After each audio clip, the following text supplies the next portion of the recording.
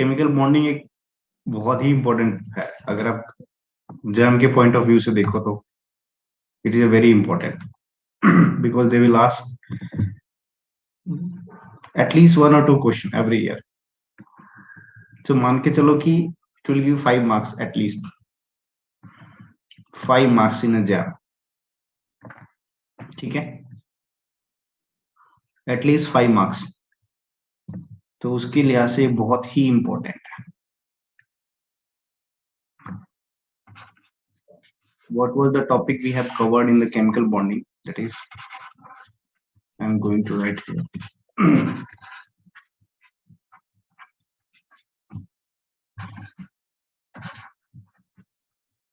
Lewis octet theory.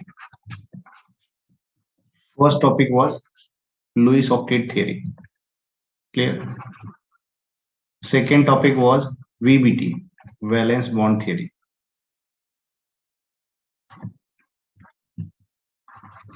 Third topic, hybridization.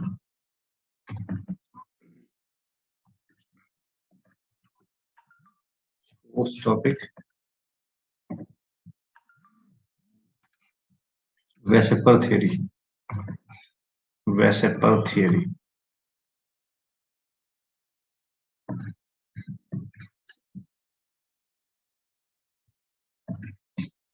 Bond parameter. Bond parameter. In bond parameter, bond length,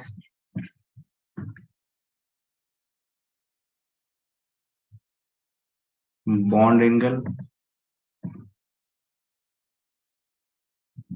bond energy. And then next topic is dipole moment.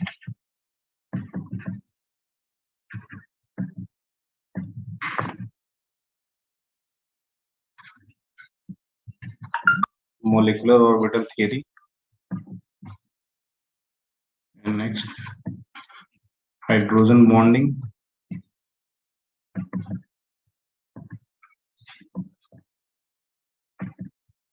Fajans rule.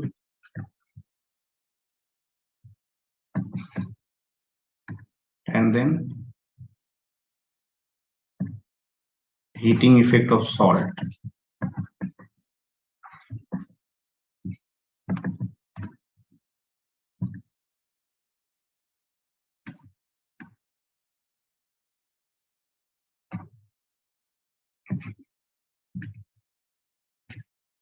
Okay, and then next topic is hydrolysis. Hydrolysis of compound. Okay, and inert pair effect. Okay, these were topic we have covered in the chemical bonding.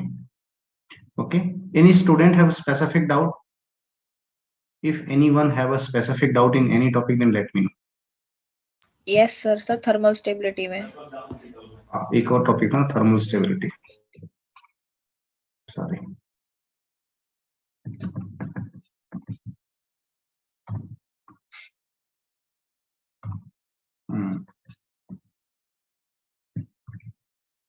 thermal stability of compounds.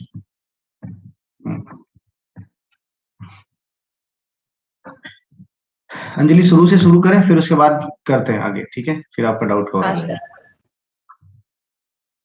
Yes, tell me. Anybody have a doubt in Lewis octet theory? Why Lewis octet theory I feel? First topic is Lewis octet theory. First topic is Lewis octet theory. What this theory told? Any molecule will be stable when their octet will be complete.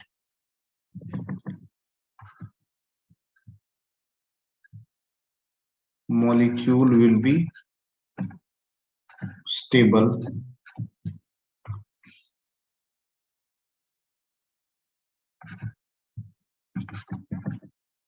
when octet is completed. When octet is completed. ठीक है, अगर octet complete होगा तो molecule stable होगा, but so many limitations are there. इनकी बहुत सारी क्या थी, लिमिटेशंस थी, जैसे BF3,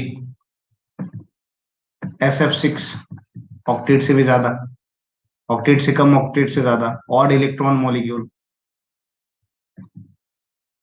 ऑड इलेक्ट्रॉन मॉलिक्यूल, और pseudo inert configuration, pseudo inert configuration. Okay, that's why this is not. उसके बाद नेक्स्ट थियरी आती है जो आती है VBT। What was the VBT? VBT, bond will form, bond will form by the overlapping of orbital। इन्होंने क्या बोला, बॉन्ड बनेगा ओवरलैपिंग ऑफ ऑर्बिटल से, तो वो एस एस ऑर्बिटल हो सकता है, PP पे कॉम्बिनेशन से बन सकता है, और SP के कॉम्बिनेशन से बन सकता है। SS sigma bond, PP direct overlapping करेगा तो सिग्मा, और अगर साइड वाइज ओवरलैपिंग करेगा तो पाई बॉन्ड बनेगा। Clear? SP sigma bond.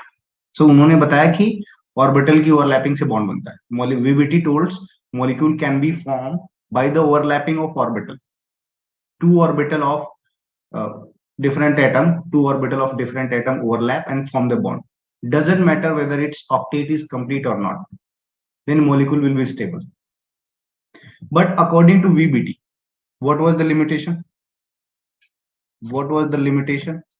According to VBT, suppose this is the CH4 molecule. Let us take CH4 molecule. So according to VBT, if CH4 have 4 bonds, okay, then carbon configuration is 1s2, 2s, and 3 electron in 2p, excited state. This is the excited state. Excited state of carbon. So after overlapping, this is hydrogen, this hydrogen overlap, this hydrogen overlap. So 4 hydrogen overlap. This is the 2s, this is the px, py, and pz. 2s, 1s, and this is px, 1s, py, 1s, and pz, 1s. So all bond length, all have different bond length, all have different bond length as well as energy, different bond length as well as energy. Okay, bond angle always will be 90. Bond angle क्या होगा? Bond angle will be 90 because px, py, pz are perpendicular to each other.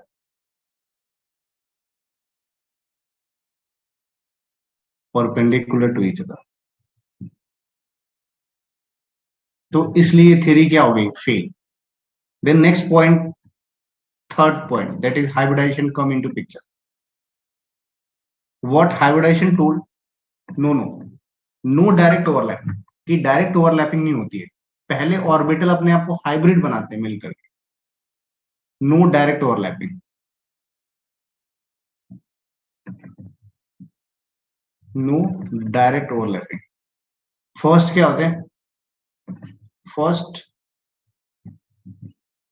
Valence shell orbital, valence shell orbital form hybrid orbital,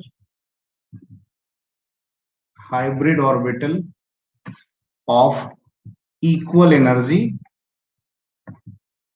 then overlap.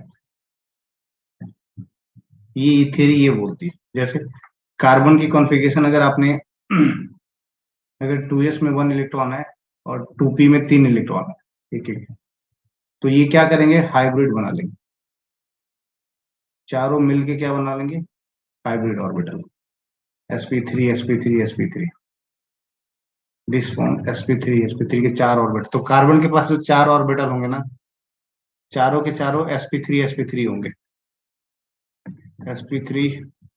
sp3 और ये भी आपका हो जाएगा sp3, तो इससे ओवरलैपिंग होगी, हाँ है ना, sp3 से ओवरलैपिंग होगी, तो यहाँ पे बॉन्ड लेंथ और बॉन्ड स्ट्रेंथ क्या होगी, bond length bond strength same होगी इनकी, बॉन्ड लेंथ और बॉन्ड स्ट्रेंथ इनकी सेम होगी, ठीक है, और बॉन्ड एंगल 90 नहीं होगा, तो तब जाके हाइब्रिडेशन पिक्चर में आता है। और हम कैलकुलेट कैसे करते हैं, how we have to calculate, steric number 2 आएगा तो sp, स्टेरिक नंबर 3 आएगा तो sp2, स्टेरिक नंबर 4 आएगा तो sp3, स्टेरिक नंबर अगर आपका 5 आएगा तो sp3d, स्टेरिक नंबर अगर आपका 6 आएगा तो sp3d2।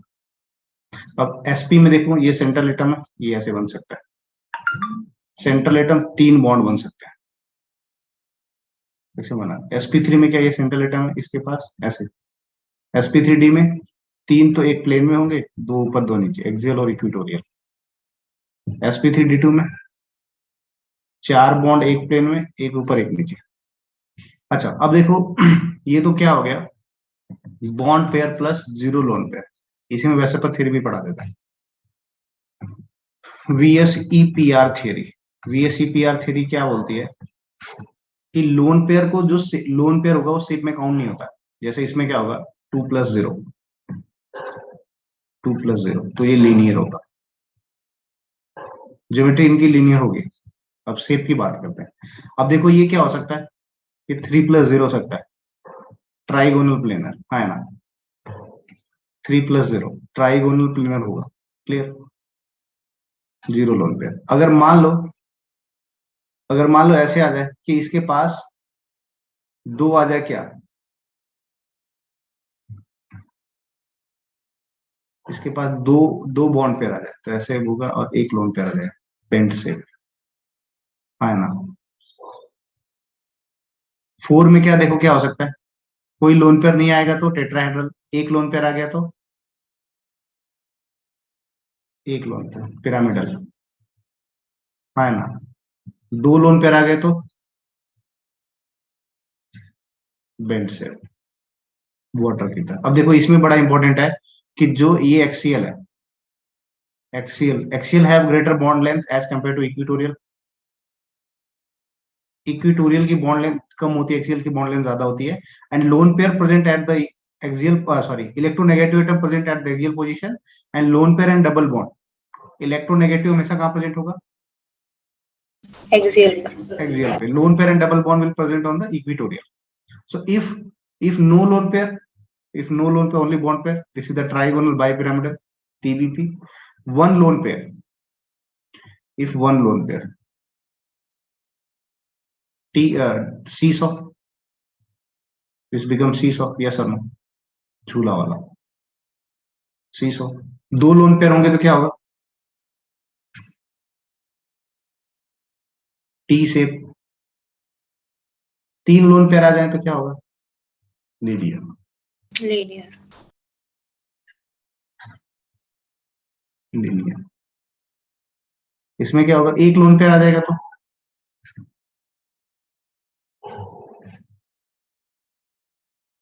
अगर कोई लोन पेयर नहीं है तो एक ऑक्टाहेड्रल, है ना, जीरो लोन पेयर ऑक्टाहेड्रल, एक लोन पेयर आ जाए तो क्या होगा, square pyramidal, S square pyramidal, clear. दो लोन पेयर आ जाएंगे तो स्क्वायर प्लेनर, ये सब। और लास्ट स्ट्राइक नंबर होता है 7, sp3d3 पेंटागन बाइपिरामिडल, पीबीपी, ठीक है, pentagon bipyramidal, clear. So in hybridization and Weissenberg theory, anybody have a doubt?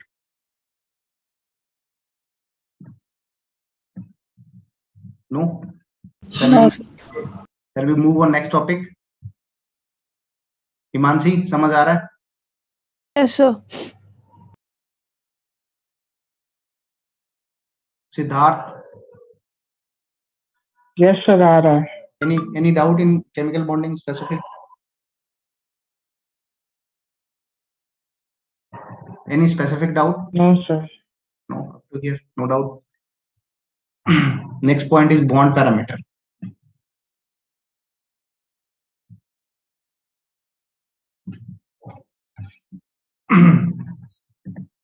Bond length की अगर बात करें, bond length is directly proportional to atomic size. ठीक है, एटॉमिक साइज बढ़ेगी तो बॉन्ड लेंथ बढ़ेगा। HF, HCl, HBr, HI। ठीक है, लेकिन एक चीज आपने, हाँ, बॉन्ड लेंथ में कोई एक्सेप्शन नहीं है। बॉन्ड लेंथ, हाँ, NBPR अभी, प्रणवासु NBPR अभी आएगा, बॉन्ड एंगल में हम पढ़ेंगे, टेंशन वाली बात नहीं। bond length is inversely proportional to the bond order, single bond, double bond and triple bond. So bond length, clear? Bond order inversely proportional to the Bond length. percentages character, yes or no? जैसे C single bond, ऐसे किया CH, this is sp3 carbon, double bond, this is the CH, and this is the triple bond, this is sp2, this is carbon is sp3. So bond length किसका होगा? इस वाले का, इसका inversely proportional to the electronegativity of side atom.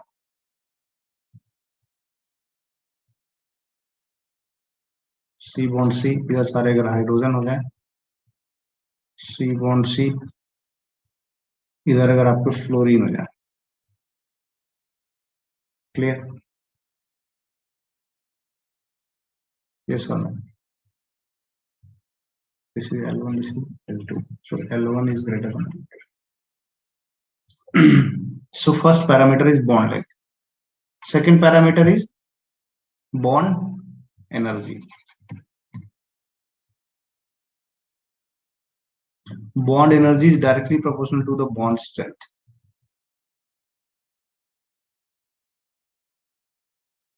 And bond strength is inversely proportional to the bond length. Bond length अगर ज्यादा होगी तो bond strength क्या होगी? कम होगी. ओके, सो इसमें एक चीज आपको ध्यान रखनी होगी, जैसे कार्बन बॉन्ड कार्बन है, यहाँ पे silicon bond silicon, 0 lone pair होता है, nitrogen bond nitrogen and phosphorus bond phosphorus, 1 lone pair.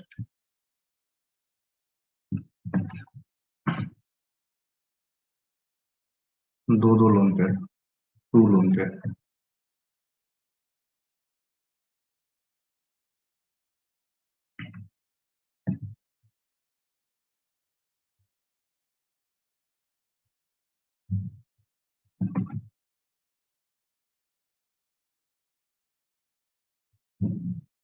इसमें बट यहाँ पे बॉन्ड लेंथ इसकी ज्यादा होती है क्योंकि इनके बीच में रिपल्सन होता है, क्लियर? सिंगल बॉन्ड की बॉन्ड एनर्जी कम होती है, डबल बॉन्ड की ज्यादा as compare to triple bond, clear? Bond length, bond energy. Next point है bond angle.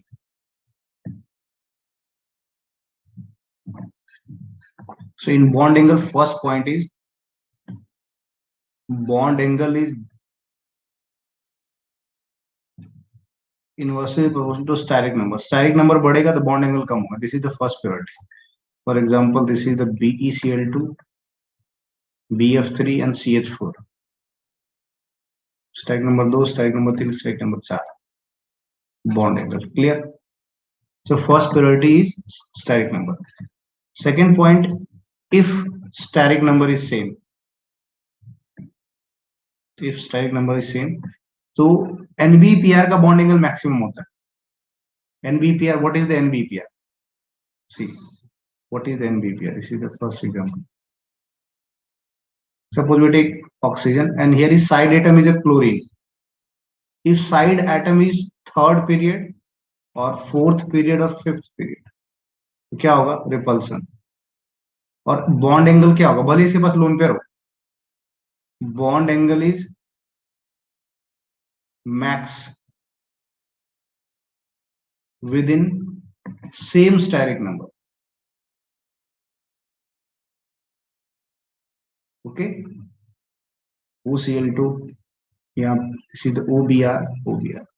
If steric number is same, then bond angle is max for NBPR.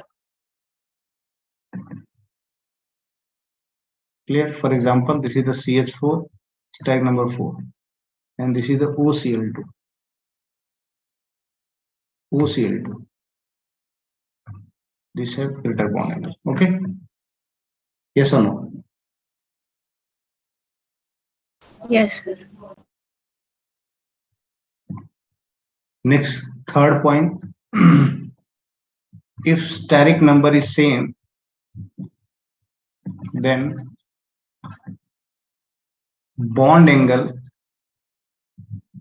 is inversely proportional to number of lone. ठीक है? For example, this is a CH4, steric number 4, ammonia, steric number 4.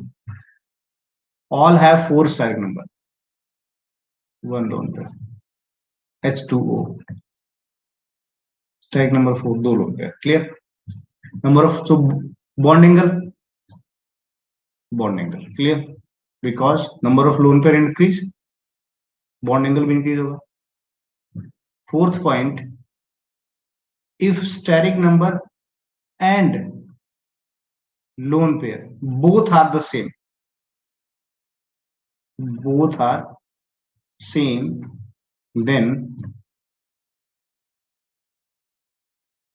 bond angle is inversely proportional to electronegativity of side atom. Clear? For example, NH3, NH3. Only applicable for fluorine. Okay, अगर chlorine वगैरह आ जाएगा तो NBPR का case हो जाएगा. H2O, F2O. Clear? Next point, Drago. What is the Drago? In 15th group and 16th group. PH3, ESS3, nitrogen, phosphorus, arsenic, SbH3, and in next H2O, H2S, H2Te. So these are the Drago compound.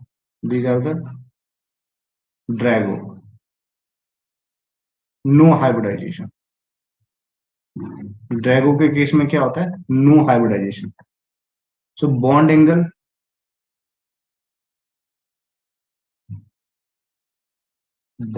is approx 90. क्योंकि pure p orbital overlap. Okay? Sir, Drago से acidity का कुछ लेना देना नहीं है? Drago से किसका? एसिडिटी. नहीं, ड्रैगो से कोई एसिडिटी का लेना उनकी बॉन्ड लेंथ है, क्योंकि down the group bond length बढ़ेगी तो बॉन्ड स्ट्रेंथ कम हो जाएगी तो वो जल्दी टूटेगा. तो H+ नहीं सर, अब जैसे इसमें हाइब्रिडाइजेशन ही नहीं है तो वो इजीली टूट नहीं जाएगी बॉन्ड? हाँ, मतलब ऐसा भी बोल सकते हो कि नीचे जाने पे हाइब्रिडाइजेशन नहीं होती है तो वो इजीली टूट जाएगी, ऐसा लॉजिक बोल सकते हो. बट एक्चुअल में लॉजिक वही बॉन्ड लेंथ वाला अप्लाई करता है. अच्छा, ओके सर. मतलब उस लॉजिक से भी एक्सप्लेन हो जा रहा है आंसर, बट वो एक्चुअल लॉजिक जो मतलब केमिस्ट्री में जो एक्चुअल लॉजिक यूज होती है वो यही है कि down the group bond length बढ़ेगी तो बॉन्ड स्ट्रेंथ कम होगी, वो जल्दी ब्रेक हो जाएगा. कोई भी किताब या बुक ऐसे ड्रैगो से उसे एक्सप्लेन नहीं करता. Okay sir.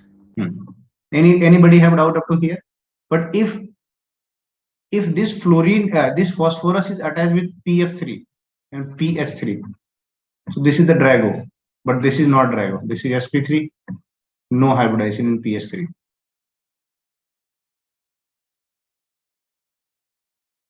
Okay, maximum. But in NS3 and NF3, both are sp3. This one is also sp3, this one is also sp3. This is better electronegativity. Okay, so first priority, what is the other? First priority is steric number, then NBPR, then the regular compound. If steric number is same, then NBPR, then regular, then lone pair,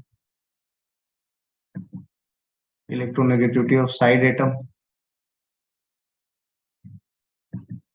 and least will be Drago.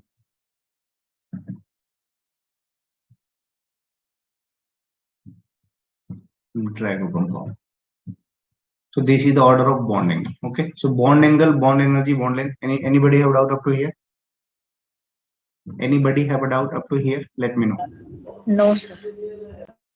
What was the next topic? Molecular orbital theory? Dipole moment, sorry. Dipole moment.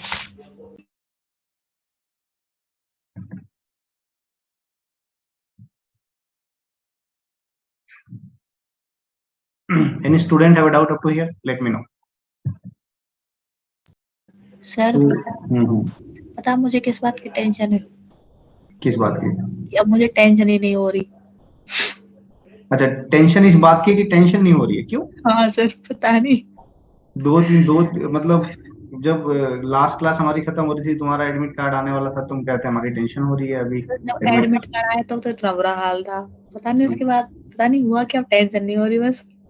अब tension ही नहीं हो रही है? अरे तो पढ़ाई अच्छी चल रही है या फिर अब तो बस रिलैक्स छोड़ दिया? छोड़ो, अब जो होगा होगा, देखा जाएगा, ऐसा तो नहीं कर दिया? सब पता नहीं, थोड़ा थोड़ा ऐसा भी हो गया, जो होगा देखा जाएगा. जो होगा वो देखा जाएगा. हाँ सही बात है. देखो अब एक्चुअली ये एटीट्यूड आना भी चाहिए. आप अगर इस बात को लेके बिल्कुल टेंशनाइज रहोगे कि नहीं क्या होगा, अरे क्या होगा, ये नहीं होगा, वो नहीं हो जाएगा, मेरा होगा कि नहीं होगा, मतलब ये नहीं हो रहा, तो उस केस में क्या होगा, थोड़ी दिक्कतें आने लग जाती है. बट अगर आप इस एटीट्यूड से रहोगे कि ठीक है, मैंने जो चैप्टर मुझे पढ़ने हैं, मैंने उन चैप्टर को बहुत अच्छे से रिवाइज कर लिया है, उनके क्वेश्चंस प्रैक्टिस कर लिए हैं, और उन चैप्टर्स में मुझे कोई खास डाउट नहीं है, तो यू विल बी मतलब कॉन्फिडेंट हो जाओगे आप.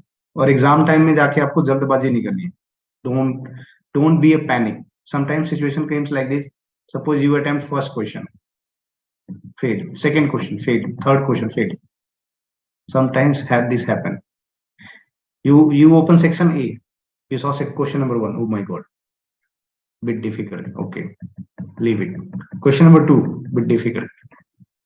तो उस केस में अगर 2-3 क्वेश्चन बैक टू बैक गलत होते हैं ना, तो आपका जो क्लास में जो एटीट्यूड होना चाहिए वो एकदम खत्म हो जाता है. मतलब एग्जाम पेपर को जो टैकल करने का तरीका हो जाता है वो खत्म सा हो जाता है. क्योंकि माइंड में क्या चलता है, ओवर थॉट. जब माइंड में आपके ओवर थॉट चलेगी, अरे बाबा क्या हो गया, ये नहीं हो रहा है, वो नहीं हो रहा है, अभी तो सिलेक्शन नहीं होना है. ओवर थॉट प्रोसेस मतलब हाइपर थिंकिंग.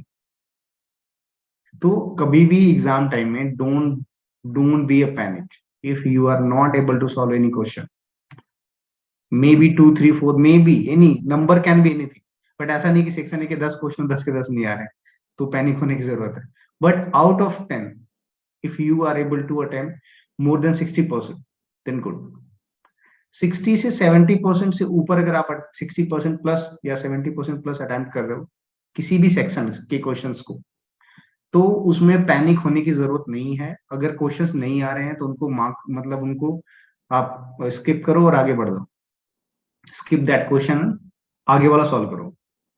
फिर जब वापस से एक बार पेपर खत्म हो जाए तब उन क्वेश्चंस को दोबारा ट्राई करने आओ. समटाइम्स स्टूडेंट लाइक कि क्वेश्चन नंबर 1, अरे मुझे जब तक नहीं आएगा तब तक मैं दूसरा करूंगा ही नहीं. You and be careful, read questions at least 2 times. It is my advice. Read question at least 2 times. Sometimes you made a mistake because just by extra confidence. अगर आपको टॉपिक आते हैं तो आप एक्स्ट्रा कॉन्फिडेंस में क्या करते हो, you read question 1 times, move forward and फटाफट आंसर टिक करते हो. सो आपको एक बार क्वेश्चंस पढ़ना है, ठीक है, तसल्ली से पढ़ना, एकदम आराम से. क्वेश्चन नंबर 10 ऐसा नहीं कि देखो जनरली क्या होता है कि हम जो एग्जाम में गलतियां यही मैक्सिमम टाइम यही करते हैं कि अगर आपके number if you are able to get more than 60% या मोर देन 60-70 मार्क्स, देन जल्दबाजी में क्या होता है कि हम उस क्वेश्चन को इतनी जल्दी पढ़ते हैं ना कि हमें तुरंत आंसर टिक करने की जल्दी होती है टाइम बचाने की। नहीं, don't do like this. Read questions first at least thoroughly, मतलब एकदम बढ़िया से एक बार तो पढ़ो ही पढ़ो, सेकेंड टाइम्स पढ़ो एटलीस्ट, ताकि उस क्वेश्चन पे बिल्कुल श्योर हो जाए कि हाँ मैं इसमें कोई भी सिली मिस्टेक्स नहीं करने वाला हूँ।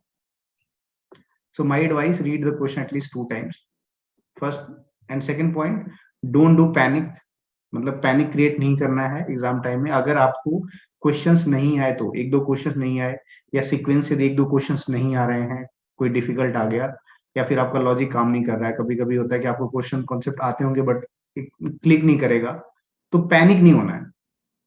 एग्जाम हॉल में आपको बैठ करके कोई इमेजिनेशन नहीं लानी है कि नहीं मैं अब क्वेश्चन क्वेश्चन होने लग जाता है तो बड़ी अच्छी फीलिंग आती है, अरे बाबा अब तो आईआईटी का सपना आने लग जाता है, वो भी नहीं लाना है। और क्वेश्चन नहीं हो तो फेल होने का भी डर नहीं लगा। थर्ड पॉइंट कि आप अपना पानी का बोतल वगैरह सब कैरी करो एग्जाम टाइम में, अपना पानी का बोतल लेके जाओ, पेन कॉपी लेके जाओ, मस्त एकदम टेंशन फ्री होके जाओ। मतलब ऐसे रहे कि हाँ ठीक है यार जा रहे हैं बस, किसी किसी छोटे बच्चे का पेपर हम कर रहे हैं। अगर आपने पेपर को इतना बड़ा मान लिया कि बहुत बड़ा पेपर है, क्या होगा, डर होगा, ये भगवान नहीं होगा, अरे छोड़ो। पेपर वाले दिन आपको अपना एटीट्यूड ऐसा रखना है कि ठीक है बस ओके, पेपर ही तो है, क्या फर्क पड़ता है, पढ़ाई हमने करी है, हमने टॉपिक वाइज करी है, तो हम जाके एग्जाम में कर लेंगे। ठीक है, तो ये छोटी छोटी बातें मैटर होगी। तीसरी चीज, sometimes your friends same, okay, अरे तुमने ये वाला चैप्टर नहीं पढ़ा, तुमने क्लेडन नहीं पढ़ी, तुमने वो किताब नहीं पढ़ी, तुमने कैरेक्टर नहीं पढ़ी, तुमने साइबर एटिकेट्स नहीं पढ़ी, तुमने वो नहीं पढ़ी, वो अलग अलग तरह की बातें करेंगे, तुमने वो नहीं किया, तुमने ये नहीं किया, तुम्हारा अरे पिछले साल ना बहुत सारे क्वेश्चन कैरेक्टर से डायरेक्टली आए थे, पिछले साल ना बहुत सारे क्वेश्चंस उस वाली किताब से आए थे, तुमने वो नहीं पढ़ी। फिर तुमको क्या हो जाएगा, पैनिक शुरू हो जाएगा, अरे यार मैंने तो सच में नहीं करी है। Sometimes this situation Kemps also, so be aware of this kind of situation. जब भी कोई ऐसी बातें आके करे, बोलना कोई टेंशन वाली बात नहीं, साल पेपर मैंने बनाया है, मैं तो लीक करवा के लेके आया हूँ, और बता तू क्लेटन हंड्रेड कोई क्वेश्चन नहीं आ रहा, तेरा बेकार हो गया। तो अगर आपको कोई भी ऐसा कोशिश करे कि कोई आपको, जनरली बहुत डिस्टर्बिंग एलिमेंट होते हैं, वो क्या करते हैं, मतलब जब आप एक ग्रुप में होते हो एग्जाम हॉल के बाहर और वहां पे जाते हो, वो दोस्त मिलते हैं आपके, कोई फ्रेंड्स मिल गया, जनरली क्या होता है कि सेंटर्स बहुत कम होते हैं, तो आपके दोस्त फ्रेंड्स मिलने के चांसेस होते हैं, सो दे विल डीमोटिवेटेड यू। क्यों? जस्ट बिकॉज कि वो अपनी नॉलेज झाड़ेंगे कि मुझे ये आता है, मुझे वो आता है, मैंने ये पढ़ा, मैंने वो पढ़ा, मेरे इतने नंबर में उतने नंबर, तो सारे बच्चे सुन के क्या हो जाता है, अरे यार इसके तो इतने ज्यादा आ रहे हैं। Don't do like this. So don't compare with anyone. अगर आपके टेस्ट पेपर में मार्क्स में या कितने नंबर आ रहे हैं, ऑन एन एवरेज कितने आ रहे हैं, इतने पेपर आ रहे हैं, ठीक है, पैनिक नहीं होना है। एग्जाम हॉल में बैठ करके एकदम सुकून से, अगर 3 क्वेश्चन बैक टू बैक गलत हो जाए तो 2 मिनट के लिए, 2 मिनट के लिए, मोर 1 और 2 मिनट अपना स्क्रीन से दिमाग हटाना है, आंखें बंद करनी, थोड़ा पानी वानी पीना है, मुंडी उंडी घुमाना है, हाथ पैर अपना बॉडी स्ट्रेच थोड़ी करनी है चेयर पे बैठे बैठे, और उसके बाद फिर से दूसरे सेक्शन से शुरू कर देना। But don't do panic, panic नहीं हो जाना। So this kind of attitude you have to maintain your in your exam, okay. मेरे टाइम पे क्या हुआ था कि हमारी हमारी बस लेट हो गई थी, देखो कितनी ऑड सिचुएशन, हमने सुबह सुबह चले कि चलो ठीक है खूब मस्त से पेपर देने जाएंगे, नोएडा में पेपर था, वो बस लेट हो गई क्योंकि रास्ते में खराब हो गई थोड़ी सी, तो एग्जाम हॉल में हम लोग बहुत मुश्किल से पहुंचे थे, तो ऐसा लगा, अरे बाप रे अब तो गया, सब खत्म हो गई नहीं, किस्मत में नहीं था ये सब खत्म हो जाए, सब अच्छा था। पैनिक, फिर एग्जाम हॉल में गए, कोई पैनिक नहीं, आराम से मस्त पेपर देने गए, 2 4 दोस्त भी साथ साथ थे, तो अपना अपना एटीट्यूड मतलब पॉजिटिव था कि ठीक है जो होगा होगा, जितना हमने पढ़ाई करी हम उतना अपना एफर्ट डालेंगे। सो मेंटेन योर एटीट्यूड और डू नॉट ओवर थिंकिंग। आपको एग्जाम टाइम में अच्छे से रिविजन करना है, follow your topic, suppose you have taken 15 topic, 20 topic, 17 18 whatever topic you have chosen for the IIT exam, follow all the topic, revise the notes carefully, second point, solve the previous year paper, third point, solve the PYQ of NET. Okay, if you do this much, then you will be able to much confident. तो आपको फिर इतना confident आएगा कि ठीक है यार, अब कुछ नहीं है, कुछ भी नहीं तो मैं इतना तो कर ही सकती हूँ कि मुझे इतना नंबर तो मैं आराम से स्कोर कर सकती हूँ। सो डोंट डू पैनिक, किसी से कंपैरिजन नहीं, doesn't okay. Sir exam admit card आने के बाद पहली बार इतना अच्छा लग रहा है सर। क्यों? तो पहले दिन तो जब एडमिट कार्ड आया था तब तो पूरा रोना धोना ही चालू था कि कैसे करेंगे कैसे करेंगे। अरे नहीं बाबा, इतना टेंशन नहीं लेना। देखो हमारे टाइम पे जब एग्जाम आता था तो हमें कोई समझाने वाला नहीं होता था। फिर वी आर गॉट, अभी देखो, अभी आपके साथ हमने रिवीजन प्लान आपके लिए क्यों शुरू किया, ताकि आपसे एग्जाम टाइम तक कनेक्टेड रहेंगे हम। बीच बीच में हम, अगर रिवीजन टाइम खत्म होगा तो बीच बीच में 1-2 क्लास लगा के हम आपसे कनेक्टेड होके बात करेंगे कि ठीक है चलो बात करते हैं आज, किसी के मन में कोई टेंशन है, कुछ कुछ भी है, ऐसा कुछ भी फील नहीं करने का। अबे हम हमें देख करके कॉन्फिडेंस लाओ कि इन जैसे मास्टरों का हो सकता है तो हमारा क्यों नहीं। ऐसा कुछ नहीं है सर, ऐसा कुछ नहीं है सर। क्यों? मैं अपने टाइम पे मतलब क्या ही बताऊं, मैं जब मैं पेपर दे, मेरे टीचरों को थोड़ी मुझसे उम्मीद थी कि ये इसका सिलेक्शन हो जाएगा, सच बता रहा हूँ। मेरे जो भी टीचर थे उनको कोई किसी बात की उम्मीद नहीं थी कि इसका भी सिलेक्शन हो जाएगा। बट मैं, मेरा मतलब एटीट्यूड ना बहुत पॉजिटिव था, क्योंकि स्टार्टिंग से एक बात मेरे दिमाग में थी कि जो हो रहा है होने दो। आप उन्हीं चीज, आप you can not control situation, आप हर सिचुएशन को कंट्रोल नहीं कर सकते।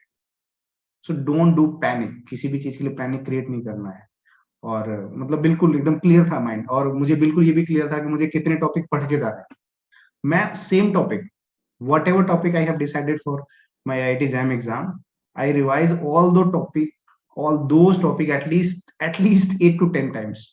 नोट्स को तो मैं मतलब नोट्स तो समझ लो कि पी गया था चटनी की तरह।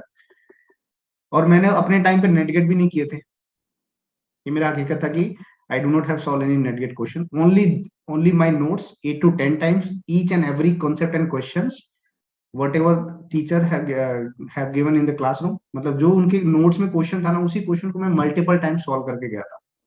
अच्छा इसमें ये लॉजिक है, फिर दोबारा क्वेश्चन सॉल्व किया तो फिर उसी लॉजिक को दोबारा करो, भले मुझे वो आ रहा है, मल्टीपल टाइम्स किया। उसके बाद जैम के PYQ सॉल्व कर लिए मल्टीपल टाइम्स। तो मुझे ये कॉन्फिडेंट हो गया था कि चलो ये जो टॉपिक मैं पढ़ के जा रहा हूँ ना, एटलीस्ट इन टॉपिक से अगर कोई क्वेश्चन आए तो मैं छोड़ूंगा तो नहीं, चाहे कुछ भी हो जाए। So follow your notes as much as you can if you are thinking you are an average student. अगर आपको लग रहा है कि मैं एक एवरेज स्टूडेंट हूं, मैं किसी और से मुझे कंपेयर नहीं करना है, तो आप अपनी टेस्ट पेपर को अटेम्प्ट करो, और जो भी टॉपिक आपकी हो रही है उसको मल्टीपल टाइम, इतना टाइम फॉलो करो कि आपको खुद ही कॉन्फिडेंस आ जाएगा, अरे यार इसका तो सब पढ़ रखा है, एक एक पॉइंट्स पढ़ रखा है, दिमाग में इससे बाहर तो कुछ नहीं आ सकता। क्लियर? तो एकदम बिल्कुल कॉन्फिडेंट रहना है। और ये चीज भी बिल्कुल, एक चीज नेक्स्ट, एक चीज और दिमाग में रखनी है कि कोई भी मतलब एक आइडियल नहीं है, नो वन इज आइडियल, और no one is going to get 100 out of 100 marks. Everyone going to get selected, मैं भी सेलेक्ट हो जाऊंगा। मेरे टाइम पे जिनके बहुत अच्छे नंबर आए थे वो भी IIT दिल्ली में, मेरे IIT मद्रास में भी जिनके बहुत सारे अच्छे नंबर आए थे वो भी IIT मद्रास में थे, मैं भी IIT मद्रास में था। So any difference? नो। तो बहुत पैनिक नहीं क्रिएट करना है, एग्जाम को लेकर टेंशनाइज नहीं होने हैं। आप अपने नॉर्मल टेस्ट पेपर जो जो भी आप अटेम्प्ट करते हो, कोई बुक फॉलो करते हो या जो भी है आपकी, उसे आप करते रहो, टीचर के नोट्स फॉलो करो, ठीक है। अगर आपको कोई डाउट आता है, टीचर से बात करनी है, तो जो आपका प्रॉपर चैनल है उसके बात करो टीचर से, एटलीस्ट एक बार वंस वंस इन मतलब एक वीक में एक बार जरूर बात कर लो कि हाँ सर इतना हो गया मेरा। तो हमारे टीचरों को खुद ही मुझसे हमसे उम्मीद नहीं थी। क्यों? मैं पेपर दे के आया था मस्त कूल होकर के, और मेरा पेपर बड़ा अच्छा गया था, तो मैं बड़ा खुश था कि मेरा बहुत अच्छे नंबर आ रहा है। क्यों? जस्ट बिकॉज कि ठीक है, किसी से कंपैरिजन नहीं है, अपना जो हो रहा है होने दो। और लास्ट के क्वेश्चन में मैंने तुक्का भी मारा था। कौन से सेक्शन तुक्का मारा? जिसमें नेगेटिव मार्किंग नहीं होती ना, उसमें तुक्के लगाए थे। B section. हाँ, तो उस सेक्शन में मेरे 2-3 तुक्के सही हो गए थे। सोचो मेरी किस्मत कितनी अच्छी थी। 2-3 क्वेश्चन का नंबर समझ रहे हो? 6-7 नंबर, 6-7 नंबर अगर आपको बाय डिफॉल्ट मिल जाए तो आप IIT पटना से, IIT हैदराबाद से डायरेक्टली IIT मद्रास में पहुंच सकते हो, है ना? बट ठीक है, सब चीज मतलब कभी कभी बोलते हैं ना, किस्मत होती है। लेकिन एक जहां तक आपकी मेहनत है ना, उस मेहनत के आगे किस्मत है, उस मेहनत से कम नहीं है, याद रखना। आपने जितनी मेहनत करी ना उतना तो आपको मिलेगा ही मिलेगा। अगर आपकी मेहनत और 22 लाख अच्छा है तो उससे ऊपर मिलेगा, लेकिन आपकी जो मेहनत है उतना तो कोई नहीं रोक सकता। इतना तो मुझे भी पता था कि 50 to 55 नंबर तो लेके ही आना है, 50+ तो मेरा हो ही जाएगा, और 50+ में आईआईटी आराम से मुझे मिल सकती है। नई आईआईटी, पुरानी IIT, IIT Bombay, IIT Delhi नहीं, आईआईटी कानपुर नहीं, तो कोई ना कोई एक आईआईटी मिल जाएगी। बट फिर भी एक अच्छा कॉलेज मिला, ठीक है। आपके मन में कोई डाउट एग्जाम से रिलेटेड, कि ऐसा फियर मन में आ रहा है, या फिर कुछ बात अगर आपको करनी है कि मुझे ऐसा मतलब टॉपिक पढ़ते टाइम ऐसा लगता है या फिर ऐसा होता है, तो कुछ कुछ आपके मन में अगर कोई डाउट हो तो आप मुझे मुझे बोल सकते हो। Siddharth, yes sir. कहाँ सेंटर है आपका? सेंटर अहमदाबाद से। ओके, सो अभी कैसा चल रहा पढ़ाई? सर अभी तो मतलब सही चल रहा है सब। मैं तो सबके शॉर्ट नोट्स में बना रहा हूँ, मतलब छोटे छोटे, मतलब 2-3 पेज के। अरे आज इजी वे में पढ़ने के लिए एक तरीके से।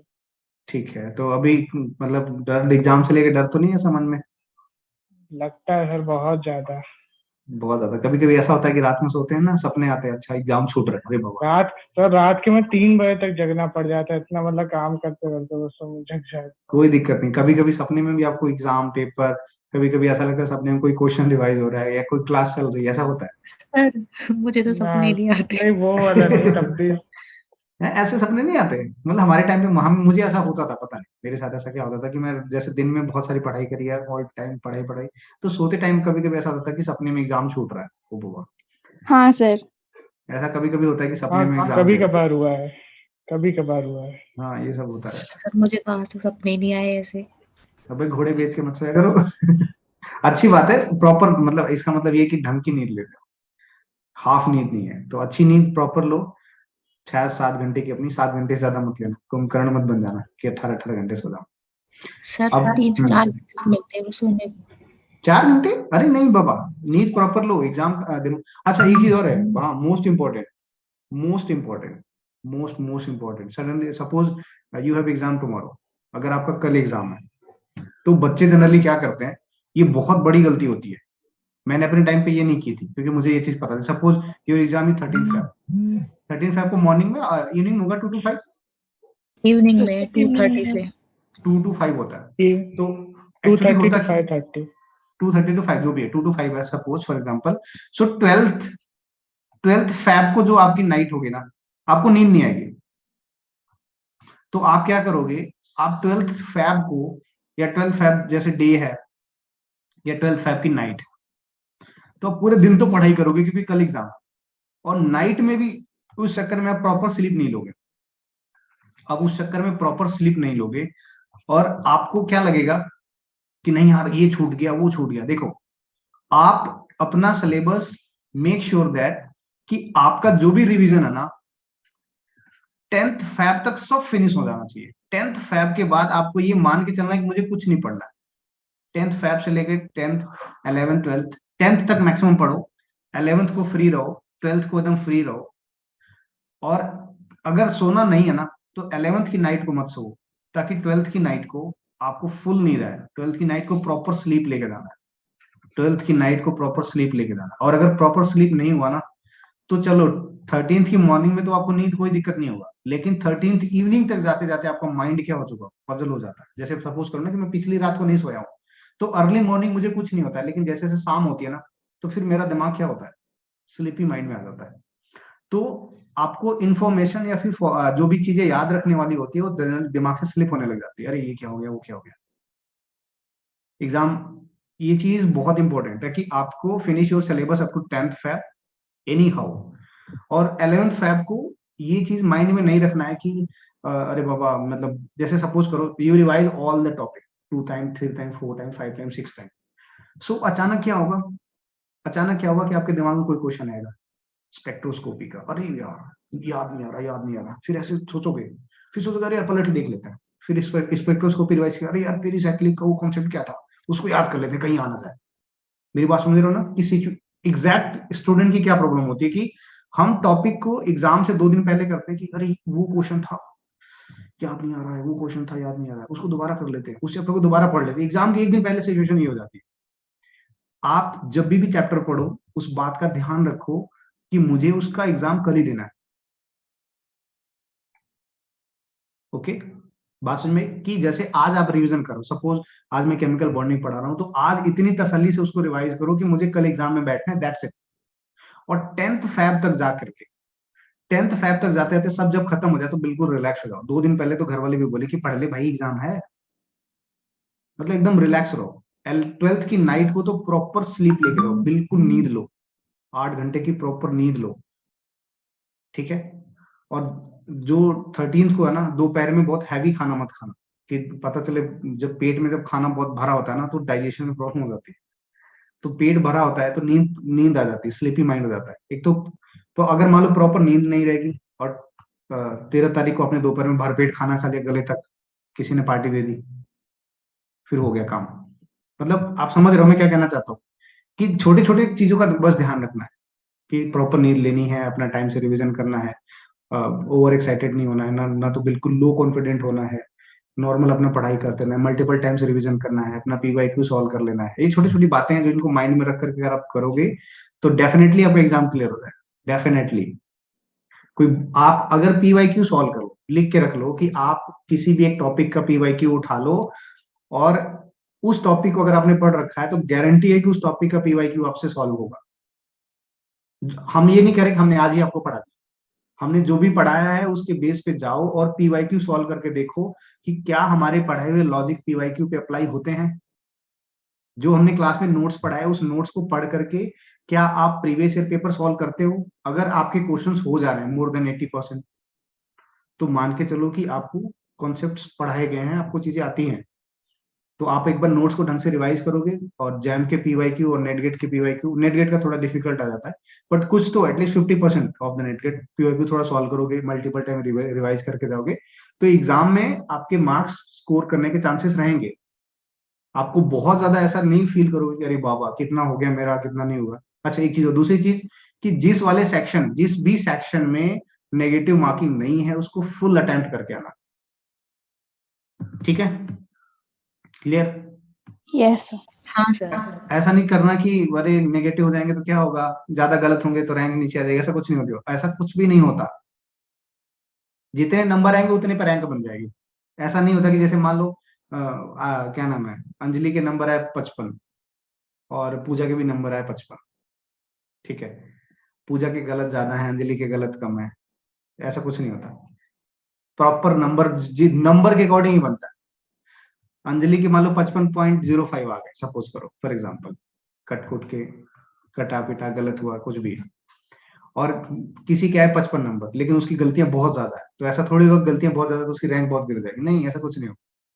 55.1 है और किसी का 55 है, तो 55.1 वाला आगे ही रहेगा रैंक में, चाहे वो कितनी भी गलतियां करके आए, कोई फर्क नहीं पड़ता। तो all attempt all the section जहां पे नेगेटिव मार्किंग है या नहीं है। क्लियर?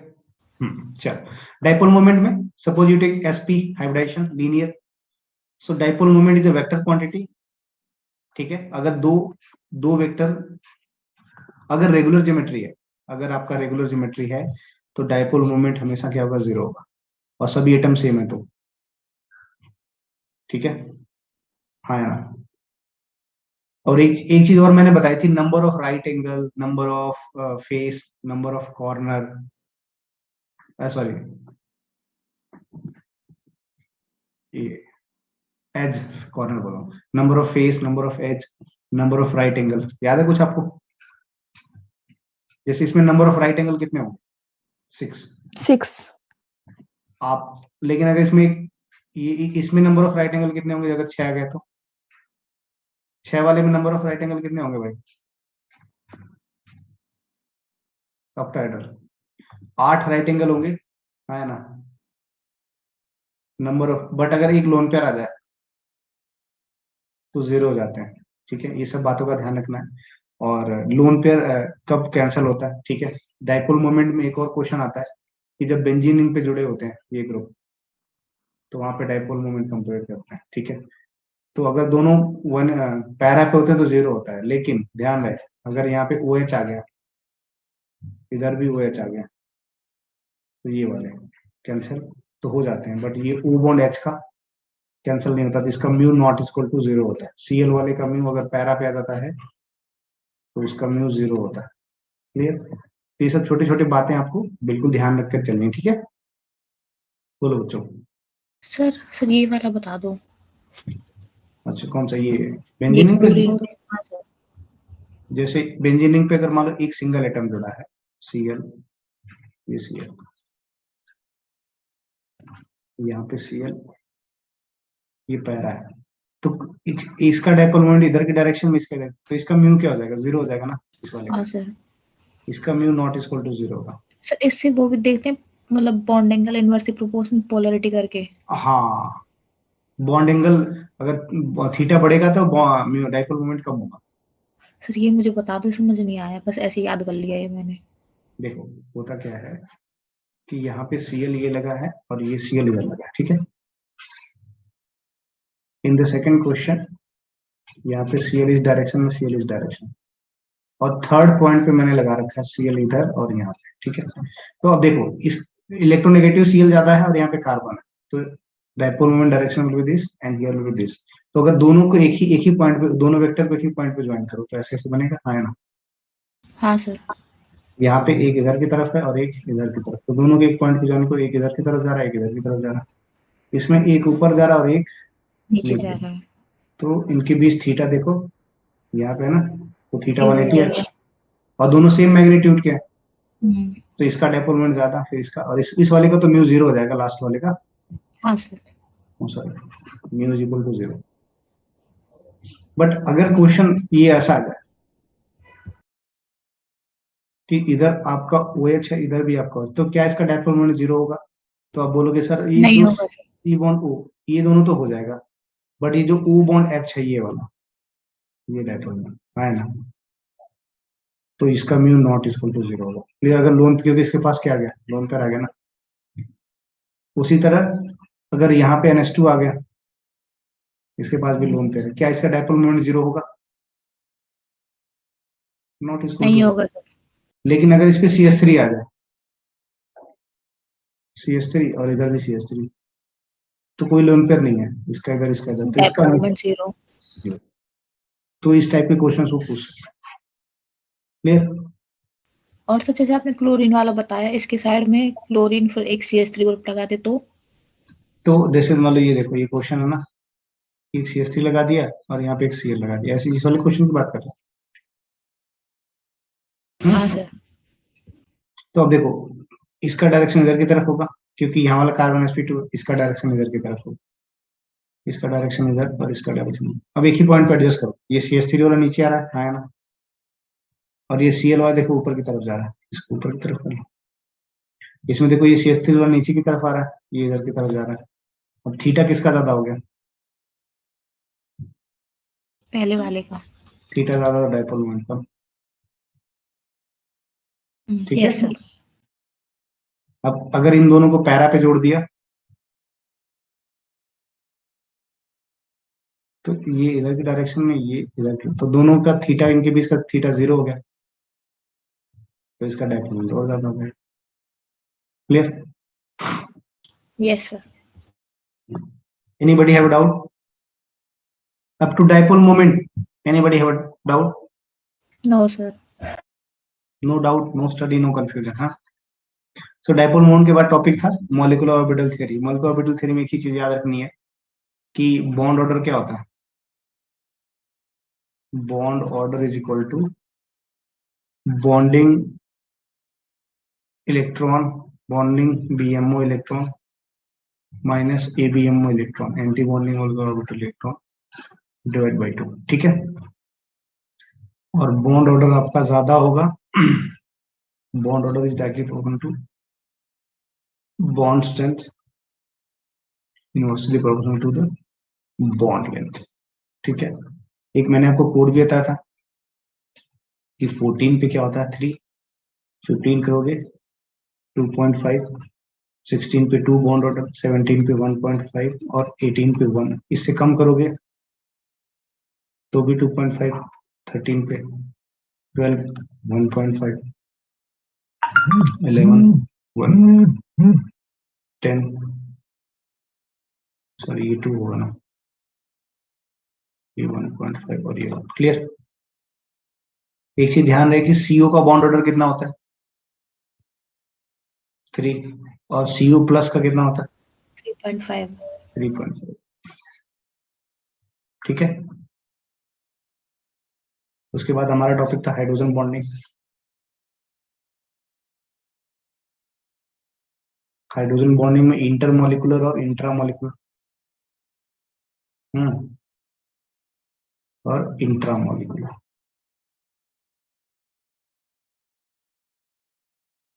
इंटरमोलिकुलर में क्या होता है, दो अलग अलग एटम, जैसे मान लो ये H2O है और ये आपका H2O, तो इनके इनके बीच में इंटरेक्शन रहता है। इंट्रामोलिकुलर क्या था, मॉलिक्यूल के अंदर ही होती है। हाँ मॉलिक्यूल के अंदर ही हाइड्रोजन बॉन्डिंग होती है। तो इंटरमोलिकुलर की सॉलिबिलिटी और हाइड्रोजन क्या बोलते हैं, इंटरमोलिकुलर की आपकी सॉलिबिलिटी भी ज्यादा होती है अगर किसी कंपाउंड में बात की जाए, और इसका बॉइलिंग पॉइंट भी ज्यादा होता है इंट्रा से। अगर कहीं दो जगह हाइड्रोजन बॉन्डिंग होती है तो ये बात ध्यान रखनी, ठीक है। और intramolecular hydrogen bonding ortho nitrophenol में होती है। क्लियर। Yes sir. उसके बाद हम पढ़ते हैं फजांस रूल।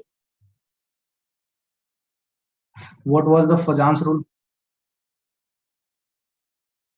टेंशन मत लो, अगर अगर जैसे आज की क्लास में हम सिर्फ थियोरेटिकल पार्ट ही कवर कर पाए तो क्लास में क्वेश्चन नेक्स्ट क्लास में भी डिस्कस कर लेंगे, ठीक है। फजांस रूल में क्या होता है कि suppose you take one cation and one anion, ठीक है, फॉर एग्जांपल। सो अगर ये दोनों केटायन होंगे तो ये 100% आयनिक होगा। बट अगर क्या हुआ कि अगर इसने इसकी इलेक्ट्रॉन क्लाउड को अपनी तरफ खींच लिया, इसने इलेक्ट्रॉन क्लाउड को अपनी तरफ खींच लिया, तो क्या होगा, यहाँ पे इलेक्ट्रॉन शेयर्ड हो जाएगा। तो इसको बोलते हैं, केटायन की बोलते हैं पोलराइजिंग पावर, क्योंकि केटायन क्या होगा, इलेक्ट्रॉन खींचेगा। और एनायन के लिए बोलते हैं पोलराइजेबिलिटी, पोलराइज होने की एबिलिटी। तो पोलराइजिंग पावर कब ज्यादा होगा, जब केटायन इससे जितना ज्यादा खींचेगा, मतलब इसकी चार्ज डेंसिटी मैक्सिमम होनी चाहिए। चार्ज डेंसिटी क्या होनी चाहिए, मैक्स होनी चाहिए। उसके लिए क्या होना चाहिए, उसका साइज, चार्ज ज्यादा होना चाहिए और साइज छोटा होना चाहिए। चार्ज हिंदी में लिख दिया ज्यादा, और साइज क्या होनी चाहिए, स्मॉल, ठीक है। और एक और पॉइंट आता है इलेक्ट्रॉनिक कॉन्फ़िगरेशन, जिसमें जो डी ब्लॉक वाले हैं, फॉर एग्जांपल अगर आप बात करो Ca2+ की और Zn2+ की, तो पोलराइजिंग पावर इसकी ज्यादा होती है डी ब्लॉक वालों की। और पोलराइजेबिलिटी ऑफ एनायन में क्या करते हैं, पोलराइजेबिलिटी ऑफ एनायन, इसमें ध्यान देखते हैं कि चार्ज मैक्स होना चाहिए, चार्ज आपका हाई होना चाहिए,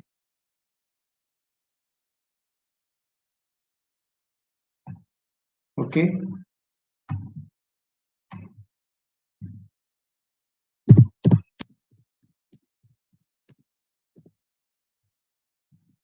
चार्ज मैक्स होना चाहिए, साइज ऑफ एनायन लार्ज, ठीक है। और एटॉमिसिटी लो होनी चाहिए। Atomicity low, what is the mean, S2- and SO4 2-, polarizability this will be high, clear. So if polarization increase, अगर polarization increase होगा तो क्या होगा, what will happen, covalent character increase होगा, because electron will be shared, यहाँ पे electron share होंगे। तो if polarization increase, polarization increase, covalent character increase and ionic character decrease, clear. एक चीज मैंने आपको और बताई थी कि लिथियम प्लस और मैग्नीशियम प्लस में which one have high polarising power, magnesium 2+. But in case of beryllium 2+ and aluminium 3+, which one have high polarizing power, Al3+. Beryllium 2+. Beryllium 2+. What was the logic behind? Sir बोलो Roger sir सरकार। Radial distance high है इसलिए।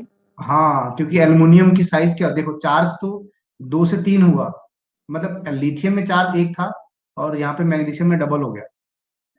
If charge is double but radius of magnesium is not just double, double नहीं होता, तो इस वजह से मैग्नीशियम की ज्यादा होती.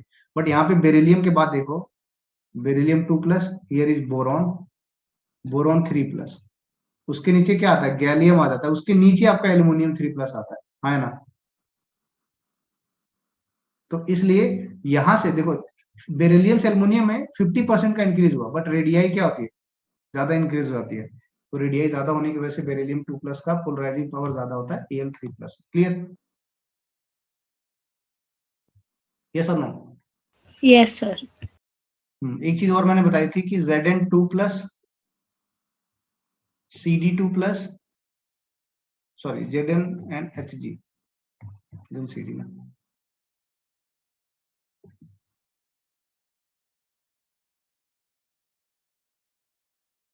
ऐसे ही होता है, ये उल्टा लिख रहा हूं मैं. Zn, ZnCdHg. हाँ, Cd then Hg. इधर की तरफ पोलराइजिंग पावर इंक्रीज होगी. हाँ गुड.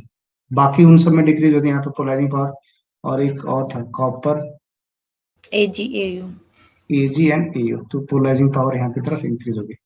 एक और क्वेश्चन है कि अगर Na+ की बात की जाए और Cu+ की, which one have high polarising power? Cu+. Cu+. Okay, so this much we have covered in Fajans group. Anybody have a doubt up to here? Sir hydrogen bonding बता दो. रोजस्मिता, डाउट है या फिर ऐसे पूछ रहे हो बस? नहीं सर डाउट है. हाइड्रोजन बॉन्डिंग हो गया ना, यहाँ पे देखो. सर वो सॉल्युबिलिटी में थोड़ा सर कंफ्यूज हो रहा है, तो फिर से हाइड्रोजन बॉन्डिंग बता दो. मैं समझा नहीं, फिर से लिख. सर सॉल्युबिलिटी में डाउट है. अच्छा, सॉल्युबिलिटी में डाउट है. हाँ सर. सर आप थोड़ा हाइड्रोजन बॉन्डिंग से ही बता दो. Okay, when hydrogen is attached with any electronegative atom, like it is attached with fluorine, oxygen, attached with nitrogen, so ये दूसरे एलिमेंट से भी क्या करता है, हल्का सा इंटरेक्शन शो करता है. ठीक है, तो इंटरेक्शन शो करने की वजह से क्या होता है, उस इंटरेक्शन को हाइड्रोजन बॉन्डिंग बोलते हैं. अब हाइड्रोजन बॉन्डिंग दो टाइप की होती है, it is two types. First is intermolecular and second is intramolecular. So intermolecular means what? Intermolecular means hydrogen bonding between two different molecules. Suppose you take ammonia and this is the second ammonia molecule. Hydrogen bonding. You take water, H2O. This is the hydrogen bonding. Okay. What was the condition? First condition, delta plus on H must be high. First condition. Hydrogen bonding के लिए. And second point, donor atom have less electronegativity. Okay, देखो example के तौर पे समझो कि अगर मैंने वाटर की बात की, this have nitrogen 3 hydrogen, here is water, hydrogen bond है delta plus and delta no, ammonia plus water hydrogen bond. Okay, it may be like this also, here is water, ammonia. These two type of hydrogen bonding can be exist. So which hydrogen have high delta plus, first one or second one? किस पे delta plus आता है? Which oxygen have high delta plus? जो hydrogen nitrogen से attach है या फिर oxygen से अटैच है, किस पे डेल्टा प्लस ज्यादा होगा? Sir nitrogen. Which is more electronegative, oxygen or nitrogen? Sir oxygen. Oxygen. So delta plus will be high on which atom?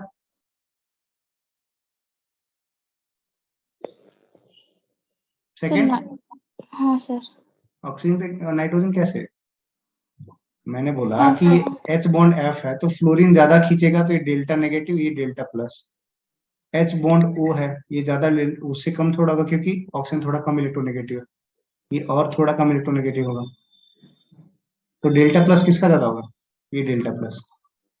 अब बोलोगे इसका, फ्लोरीन का, ऑक्सीजन का, नाइट्रोजन का. So first condition delta plus would be high. तो delta plus Yes, sir. इस ये वाला हाई है, तो ये अगर ये हाइड्रोजन बॉन्डिंग हो रही है, ये अगर मान लो ए है ये बी है, तो आप बोलोगे ए की हाइड्रोजन बॉन्डिंग की जो स्ट्रेंथ है वो ज्यादा है, बी की कम है, ठीक है। Yes, sir. और अगर मान लो दो अलग अलग मॉलिक्यूल के बीच में हाइड्रोजन बॉन्डिंग हो रही है, तो different different molecule hydrogen bonding कर रहे हैं, तो उस केस में वो ज्यादा ज्यादा क्या हो जाएंगे, सॉल्युबल होंगे। सेम मॉलिक्यूल के अंदर हाइड्रोजन बॉन्डिंग हो रही है, तो वो मान लो कोई हाइड्रोजन बॉन्डिंग कर रहा है पानी के साथ, किसी ने खुद के साथ ही हाइड्रोजन बॉन्डिंग कर लिया, तो क्या वो पानी के साथ फिर इंटरेक्ट करेगा? नहीं करेगा। और No, पानी के sir. साथ इंटरेक्ट नहीं करेगा तो फिर हाइड्रोजन बॉन्डिंग मतलब सॉल्युबिलिटी उसकी कम होगी ना। हाँ sir. So intermolecular hydrogen bonding have more solubility as compared to intramolecular. Yes, sir. Clear? Yes, sir. आज हम केमिकल बॉन्डिंग की थ्योरी कर लेते हैं, और उसके बाद कल क्वेश्चन प्रैक्टिस करेंगे केमिकल बॉन्डिंग के ढेर सारे। Clear? Okay, sir. Okay sir. Anjali, कोई दिक्कत तो नहीं? नहीं सर, बिल्कुल भी नहीं। बिल्कुल भी नहीं। चलो। So any doubt up to Fajans rule and hydrogen bonding? Anybody have a doubt up to Fajans rule and hydrogen bonding? बोलो।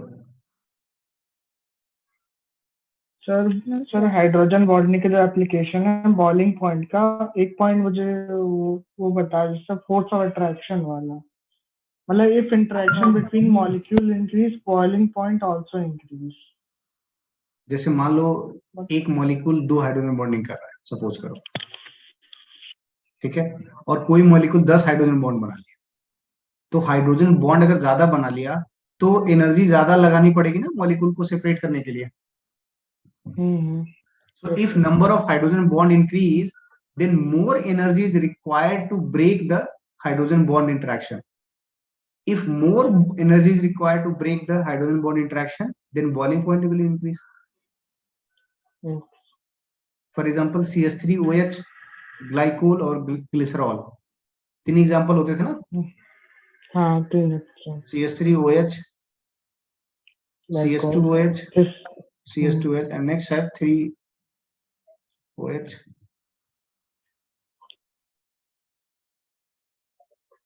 This one. Which one have more number of hydrogen bonding? Third one. So if number of hydrogen bond increase, boiling point increase and solubility also increase. Clear? Okay, sir. Any other doubt up to here?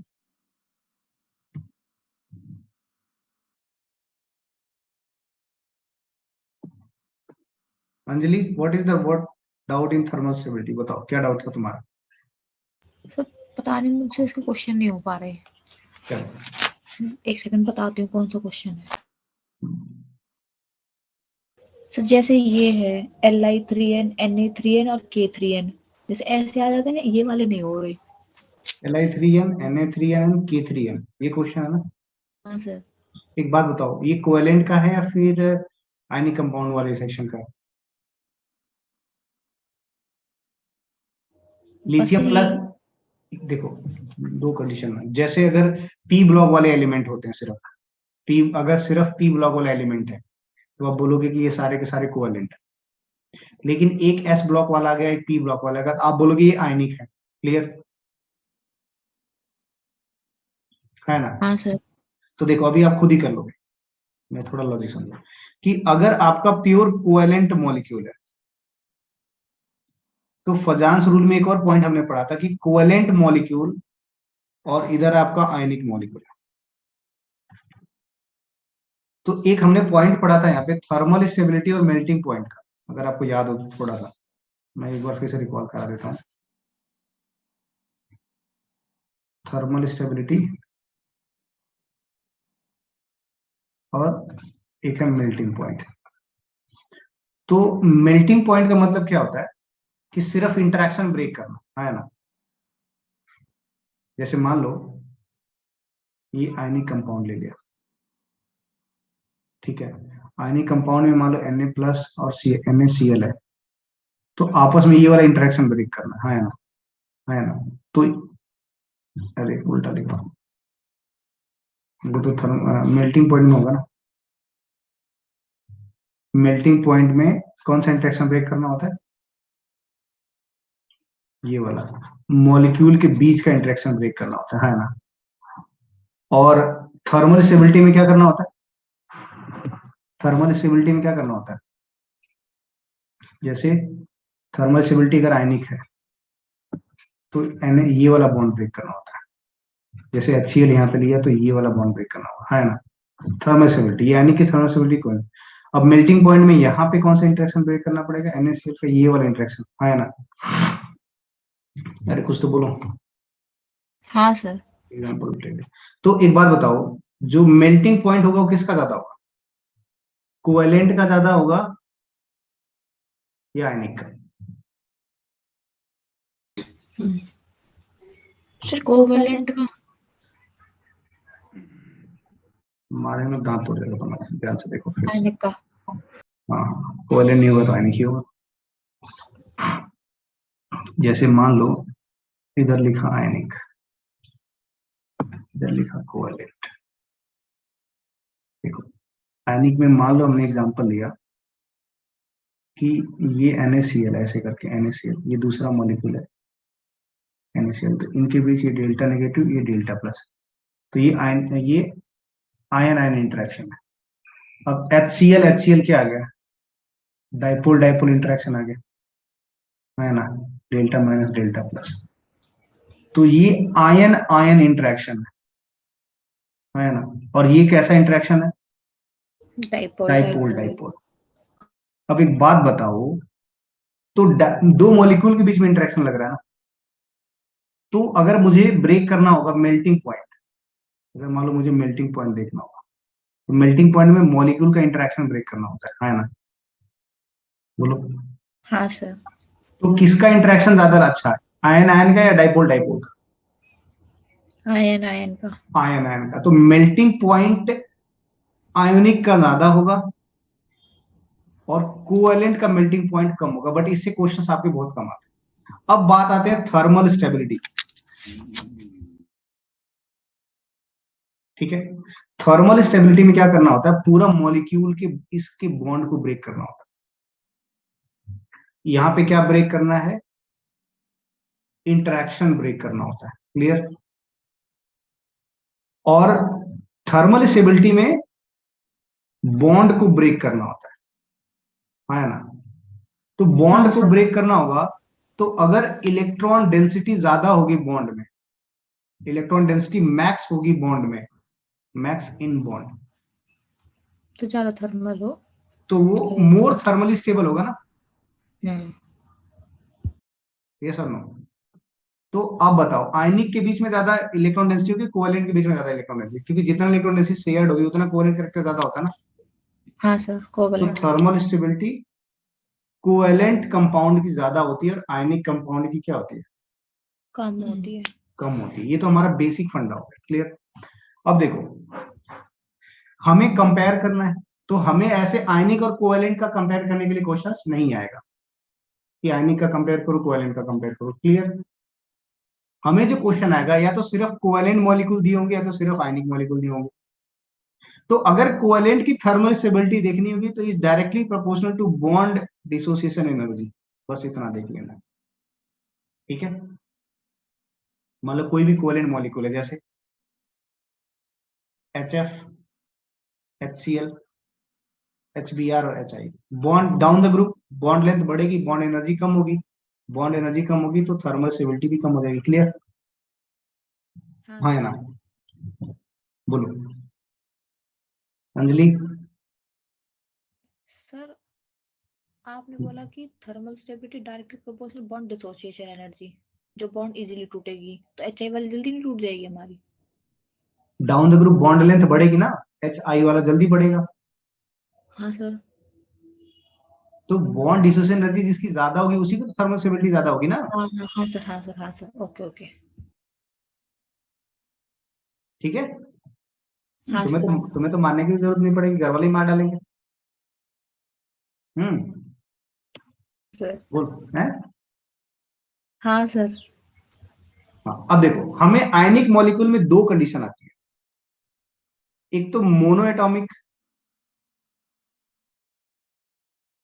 और एक आता है poly atomic. Clear.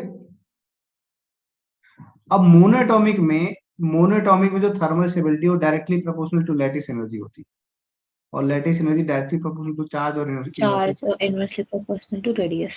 Radius. अब जो आपने question दिया था, अब देखो Li3n था, Na3n और K3n। आप बताओ ये मोनोएटॉमिक है पॉलीएटॉमिक है? एक ही नाइट्रोजन है ना भाई, N3 सर। माइनस, नाइट्रोजन के ऊपर एक ही माइनस, एक ही नाइट्रोजन है। अगर वो ऐसे हो जाता BaSO4, अभी SO4 पॉलीएटॉमिक हो गया, हाँ है ना? हाँ सर। ये तो मोनोएटॉमिक का केस आ गया, बोलो। हाँ सर। तो क्या देखेंगे, लैटिस एनर्जी, चार्ज तो सब में सेम है, लिथियम पे प्लस, Na पे प्लस, K पे प्लस, लेकिन साइज क्या हो रही है? इंक्रीज हो रही है। इंक्रीज हो रही है। अगर साइज इंक्रीज होगी तो लैटिस एनर्जी डिक्रीज होगी। डिक्रीज, तो थर्मल स्टेबिलिटी भी decrease. Clear. Yes sir. Polyatomic में क्या होता है?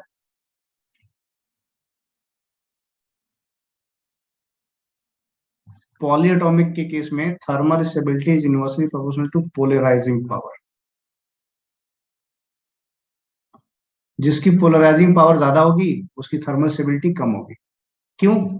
जैसे मान लो Li2CO3 है और CS2CO3 है। आप बताओ, लिथियम की साइज छोटी है, पोलराइजिंग पावर ज्यादा है ना, हाँ सर। तो Li क्या करेगा? इलेक्ट्रॉन को खींच लेगा इधर, ज्यादा पोलराइज करेगा ना, अपनी तरफ खींच लेगा। तो इसीलिए इसकी थर्मल स्टेबिलिटी क्या हो जाएगी, कम हो जाएगी। क्यों? क्योंकि तब आप Li2CO3 को हीट करते हो, तो इसीलिए Li2O प्लस CO2 में टूट जाता है। जबकि आपने पढ़ा होगा ये चार ऐसे होते हैं, CS2O, Na2CO3, K2CO3, और ये डोमिनेटिंग आयनिक कैरेक्टर होते हैं। इनको आप अगर हीट करते हो तो ये मेल्ट, ब्रेक नहीं होते हैं, है ना? तो अगर मान हाँ लो कोई सर। कोई क्वेश्चन पूछे कि बेरिलियम, ऐसे beryllium carbonate, magnesium carbonate, sorry,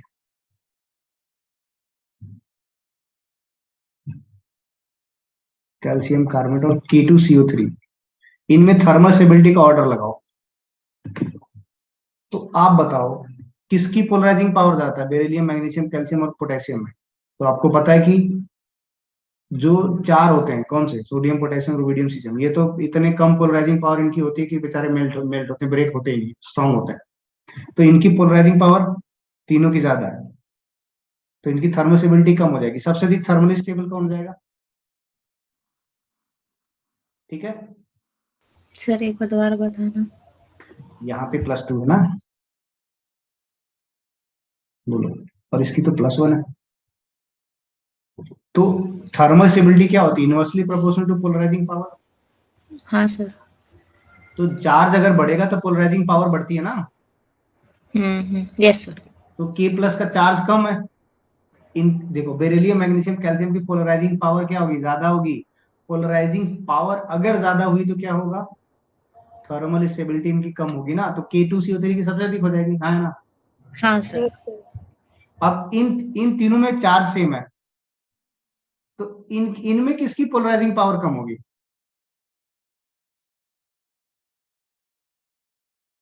बोलो। अरे,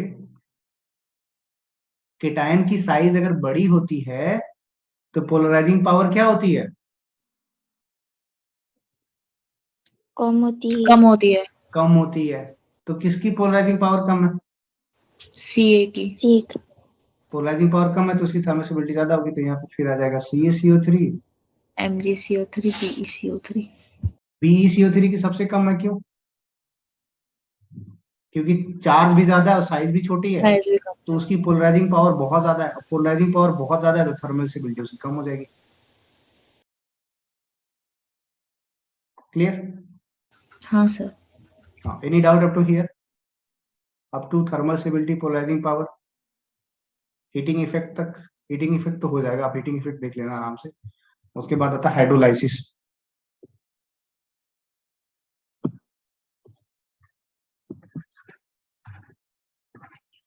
hydrolysis of ionic compound. So what is the necessary condition for the hydrolysis? First, vacant orbital. Next condition, planar Less. molecule. less hindrance. Less hindrance और polar molecule होना चाहिए. ठीक है, yes और no, बोलो बच्चों. यस और नो. हाँ यस सर. एक एग्जांपल था जो एक्सेप्शनल था, जो NCl3 था, जिसकी भी हाइड्रोजन बॉन्डिंग हो जा रही थी, क्योंकि सेंट्रल एटम पे कोई नहीं है, तो H2 अपना लोन पर क्लोरीन के 3D ऑर्बिटल में डोनेट कर देता था. तो इसकी हाइड्रोलिसिस हो जाती है. बाकी वैसे किसी कंपाउंड की जिसके पास d ऑर्बिटल नहीं होगा, उसकी या वैकेंट ऑर्बिटल नहीं होगा, उसकी हाइड्रोलिसिस नहीं होगी. जैसे CCl4 की हाइड्रोलिसिस नहीं होती. SiCl4 d ऑर्बिटल सिलिकॉन के पास हो जाएगी, SF2 की हो जाएगी, SF4 की हो जाएगी. SF6 की हाइड्रोलिसिस नहीं होती क्योंकि हिंड्रेंस बहुत ज्यादा हो जाता है ना. बट अगर SEF6 TEF6, अब यहाँ पे इनकी साइज बड़ी होती चलेगी, तो इसकी हाइड्रोलिसिस हो जाएगी, इसकी हाइड्रोलिसिस हो जाती है. क्लियर? तो आयनिक क्या बोलते हैं, chemical bonding is over. Anybody have a doubt, then let me know, otherwise we will do questions in next class. Okay, so tomorrow we'll practice 1.5 hours for chemical bonding. That will include PYQ of IIT JAM and PYQ of NetGet. Okay, notes में जो major product भी थोड़ा पूछ रहे हैं sir, वो भी नहीं होता है सर. आपने जो नोट्स में रिएजेंट्स बताया है वो हो जाते हैं, लेकिन सर NaOH ये वाला सर, नहीं NaOH नहीं सर, NaOH सर ये वाला नहीं होता है सर. और सर ऑप्शन देखने होगे तो सब एक जैसे लगते हैं. अभी देखो, फॉर द कॉन्फिडेंस क्या करना है आपको कि नोट्स पढ़ने और PYQ पे ज्यादा फोकस करो. मेरी बात समझ गया ना? PYQ में 1-2 क्वेश्चन डिफिकल्ट आ जाए तो टेंशन वाली बात नहीं. PYQ में आप देखो कि मोर देन 80% क्वेश्चन, 90% क्वेश्चन हो रहे हैं, सिर्फ PYQ की बात करो. अगर आप टेस्ट पेपर या किसी दूसरी जैसे दूसरे जो क्वेश्चंस होते हैं किसी भी कोचिंग के फ्रेम किए हुए, उसमें क्या होता है, जनरली टीचर खुद के मन से क्वेश्चन डाल देता है. बट IIT आपके साथ ऐसा नहीं करेगी. आप इस बात का अंदाजा ऐसे लगा सकते हो कि उन्होंने PYQ में पिछले 15 सालों में क्या क्या पूछा है, क्या क्या नहीं पूछा. तो वो एक बहुत बड़ा आपके लिए वो है, क्योंकि IIT क्या करती है, एक बार एक टीचर जब क्वेश्चन बनाता है ना, तो दूसरे टीचर उसको वेरीफाई करते हैं, अरे हाँ बच्चों को देना चाहिए, नहीं देना चाहिए. फिर तीसरा टीचर, फिर वो पूरा डिपार्टमेंट मिलके फाइनल करता है कि हाँ ठीक है, ये पेपर दे दो. सर पेपर से पहले एक बार हमारे पास नहीं पहुंचा दे, सही दे या नहीं दे. एक्चुअली मैं तुमको एक बात बताऊं, जब हमने अपने टाइम पे नेट दिया था ना, तो उस टाइम पे पता नहीं, मतलब नेट के कुछ क्वेश्चंस वो थे, तो गेट का था, सॉरी हाँ गेट का पेपर आपको IIT बनाती है. गेट का पेपर IIT बनाती है. तो जब हमारा गेट का पेपर था, तो गेट का पेपर IIT मद्रास ही बना रहे थे. IIT मद्रास ने गेट का पेपर सेट किया. मतलब जो प्रोफेसर ने, आप बिलीव नहीं करोगे कि उन्होंने जो क्वेश्चंस क्लास में कराया ना, जैसे सपोज करो कोई स्पेक्ट्रो का प्रोफेसर, तो वो जो क्वेश्चन क्लास में कराया ना, एज इट इज उसने उठा करके गेट में डाल दिया. हम बड़े खुश थे उस साल. तो IIT मद्रास से बहुत सारे बच्चे ऐसे थे उस साल, बहुत अच्छी रैंक लेके आए थे. क्यों? जस्ट बिकॉज कि वो IIT मद्रास में थे और उस साल का पेपर IIT मद्रास ने सेट किया था. तो जो क्वेश्चन उन्होंने क्लासरूम में पढ़ाए थे वो एज इट इज उठा कर दे दिए. कोई टेंशन नहीं, कोई सोचना नहीं. तो बड़ा लकी साल था उस साल के लिए कि तो उस बैच में से, मतलब अंडर 10 रैंक, अंडर 10 क्या, अंडर 100 तो 7-8 बच्चे आए थे. ये तो बहुत सही है सर.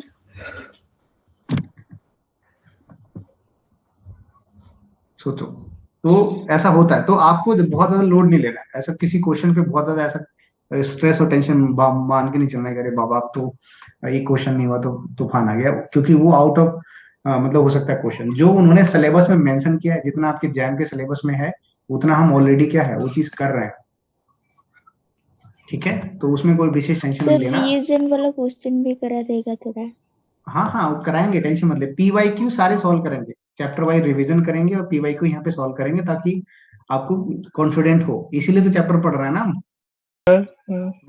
बोलो सिद्धार्थ। सर मैं क्या बोलना चाहता हूँ सर, मेरा मोस्टली प्रिपरेशन मतलब कवर तो हो चुका है, पर मेरा 2 टॉपिक छूट रहा है बिल्कुल, मतलब फिजिकल केमिस्ट्री में। मतलब कि मैं अभी मैं करना नहीं चाहता हूँ बिल्कुल, एग्जाम टाइम कम बढ़ा हो बिल्कुल नहीं, मतलब कि पढ़ा हुआ है पर करना नहीं चाहता हूँ अभी बिल्कुल वो टॉपिक्स।